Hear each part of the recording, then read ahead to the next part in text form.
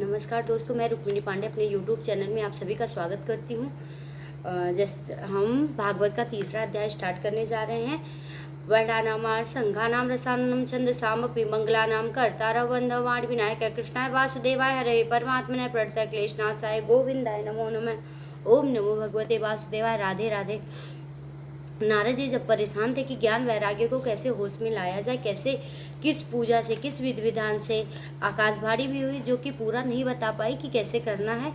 आकाशवाणी ने भी पूरा नहीं किया तो बहुत ऋषि महात्माओं के पास जाते हैं नारद जी, पर उनकी भेंट बाद में सनकादिक ऋषियों से होती है। सनकादिक ऋषि उन्हें बताते हैं कि आप किस प्रकार ज्ञान वैराग्य को होश में ला सकते हैं। उन्होंने उनको बताया कि आप हरिद्वार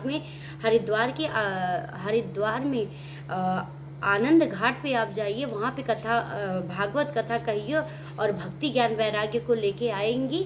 और जब उनके कान में ये भागवत कथा जाएगी तभी इनकी मूर्छा दूर होगी और ये स्वस्थ हो जाएंगे। तो नारद जी और फिर वहाँ कथा शुरू करने की सब कुछ व्यवस्था होती है। और वो कथा को सुनने के लिए सभी देवी देवता, नर किन्नर, देव दानव सब वहाँ उपस्थित होते हैं। कौन से ऐसे ऋषि हैं जो अपने नहीं आए? परशुराम, विश्वामित्र, साकल, मार्कंडेय, दात्रेय, पिप्पल, योगेश्वर, सब आदि देवता, प्रधान मुनिगण अपने पुत्र और शिष्य समेत बड़े प्रेम से वहाँ आए। इसके सिवा वेद, वेदांत, उपनिषद, मंत्र, यंत्र, सहस्त्र पुराण, छहों शास्त्र मूर्तिमान होकर वहाँ उपस्थित हुए। गंगा आदि नदियाँ, पुष्कर आदि सरोवर आदि समस्त क्षेत्र, सारी दिशाएं, दंडक वन, हिमालय पर्वत आदि देव, गंधर्व, दानव आदि सभी कथा सुनने के लिए वहाँ आए। जो लोग अपने गौरव के कारण नहीं आए, महर्षि भृगु ने उन्हें समझा बुझा कर ले आए। तब कथा सुनाने के लिए दीक्षित होकर श्री कृष्ण परायण सनकादिक नारद जी के दिए हुए आसन पर विराजमान हुए। उस सभी श्रोताओं ने उनकी वंदना की। श्रोताओं में वैष्णव, विरक्त, सन्यासी, ब्रह्मचारी लोग आगे बैठे और उन सबके आगे नारद जी विराजमान हुए। एक और ऋषिगण, एक और देवता, एक और ऋषिगण, एक और देवता, वेद और उपनिषद तथा एक और ऋषिगण, एक और देवता, सब और एक तरफ, दूसरी तरफ स्त्रियां बैठी थी। उस समय सब लोग जय जयकार नमस्कार करते, शंखों के शब्द से, अबीर गुलाल लगाकर, खील फूल की वर्षा होने से कोई देव श्रेष्ठ विमानों पर चढ़कर वहाँ बैठे हुए सब लोगों पर कल्प वृक्ष पुष्पों की वर्षा करने लगे। सूत जी कहते, इस प्रकार पूजा समाप्त होने पर जब सब लोग एकाग्रचित्त हो गए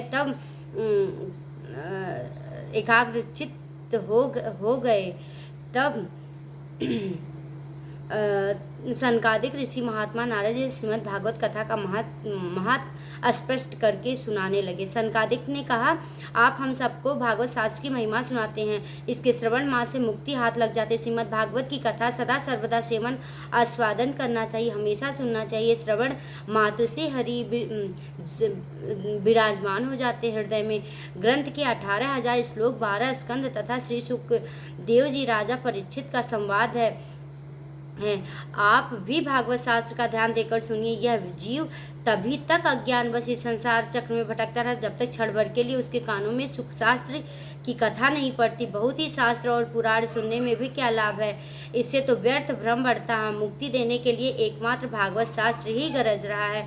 जिस घर में नित्यप्रत भागवत कथा होती है वह तीर्थ रूप हो जाता है और जो लोग उसमें रहते हैं उनके सारे पाप नष्ट हो जाते हैं। हजारों अश्वमेघ और सैकड़ों वाजपेयी यज्ञ के तथा सुख शास्त्र की कथा 16वां अंश भी नहीं हो सकता। तपोधन, जब तक लोग अच्छी तरह से श्रीमद् भागवत श्रवण नहीं करते तभी तक उनके शरीर में पाप निवास करता। फल की दृष्टि से इस सुख शास्त्र कथा की समता गंगा, गया, काशी, पुष्कर, प्रयाग कोई तीर्थ भी नहीं कर सकता। Thank you.